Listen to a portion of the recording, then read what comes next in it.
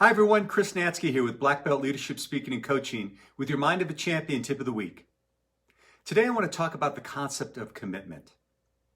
You know, it was several years ago I found myself in the audience of a personal development workshop, and the speaker created this little distinction that I always thought was amusing.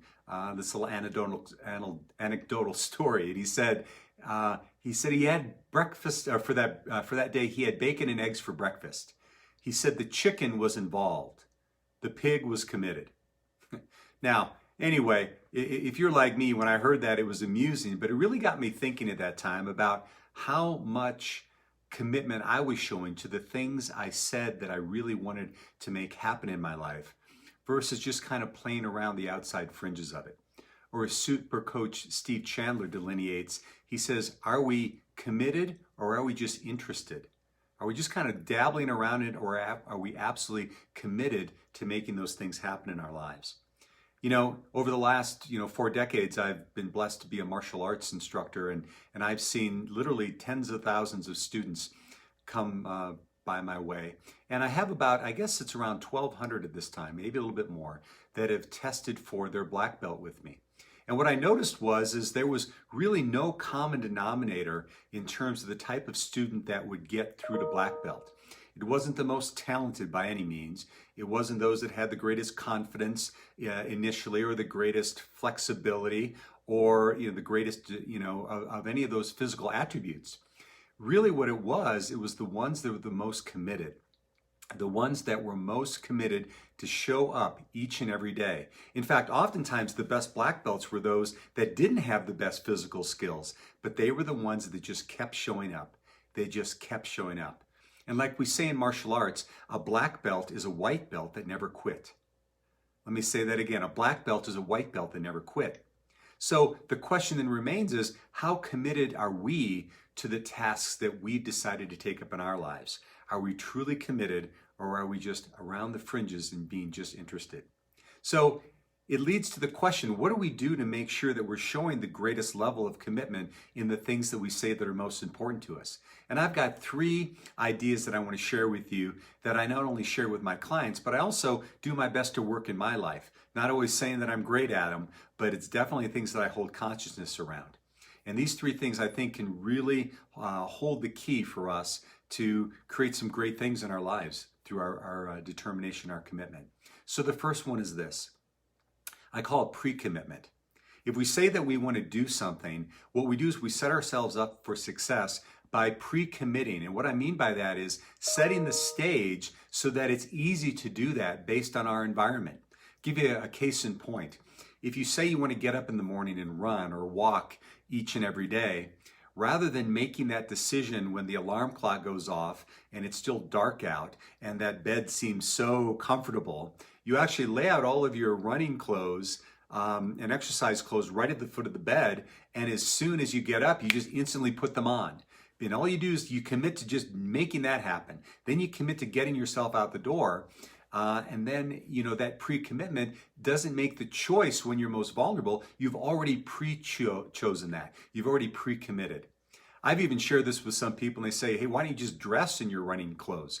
And all you have to do then is put on your shoes, or best yet, sleep in your shoes. I'm not advocating that, but the idea is that you pre-commit, and so that you set yourself up for success. So all the obstacles that you may have had, that the decision making at that point of weakness, if you will, isn't there. So number 1 is pre-commitment. Number 2 is schedule it. I can't tell you how many times that I'm working with people and I'm coaching them, and they say they want to do this, that, or the other. And the first question I ask is, all right, get out your calendar. Where are you going to put it in your calendar? And they look at me with this glazed look in their eye, because in our best intentions, we think we're always going to get to it. But I know through my own experience, not only with myself, but also with the clients that I serve, is if we don't schedule it, it's probably not going to get done, because there's so many other distractions that we have. For instance, if you say that date night with your significant other is an important thing that you want to do, schedule it in your calendar. Because oftentimes what we do is we get to those things after everything else is done, and then they fall off the map. So number 2 is schedule it. And then number three is focus on the 1%. Now, what do I mean by that? Well, many in the coaching world would say that if we want to get something done, we need to commit to and then take massive action. And I think there's sometimes in our lives where massive action is really appropriate. But what I also find is that when we commit to doing something that's huge, it oftentimes can become very overwhelming for us. And it seems so daunting that after a while, and it's, in fact, sometimes a very short time, we lose momentum and then we're on to the next thing. What I advocate is focusing on that 1% improvement each and every day. How can you take that grand thing that you want to accomplish and break it down so that you just have small increments, but you are so committed to making those happen each and every day? And let me give you an example. Imagine if you had one activity that you've committed to get 1% better at each day, and you did that for over the course of a year. Well, at the end of the year, you'd be 37 times better than when you started. Just a 1% increase. Now, if you held that steady for 2 years, you wouldn't be 74 times better. You'd actually be 1,400 times better. And if you held a 1% increase now from 0 to year 5, at the end of the 5th year, you'd be 76 million times better. You see, these good habits, they don't add up, they compound, as author James Clear says in Atomic Habits. So think about that. If you are committed to something, what can you do to commit to something that's even small as a 1% increase?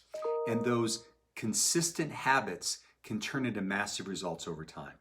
So there you have it, my friends. There are 3 ideas for you to make sure that you are truly committed to the things and you can be able to follow through on the things you say that you're most committed to.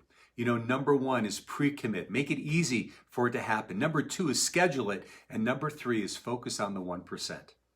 So it's my hope that when you hear these, you can implement these in your life and you continue to use these to really accomplish the things that are most important to you. Or you could just have some bacon and eggs. So there you have it, my friends. It's been Chris Natzke with Black Belt Leadership Speaking and Coaching. If you found value in this, please like it, share it, love it. And give me some feedback. I always love to hear that from you. And it's just such an honor to be able to share this message with you each week. And I look forward to sharing it next week as well when I bring you my Mind of a Champion Tip of the Week live on Facebook. We'll see you next week.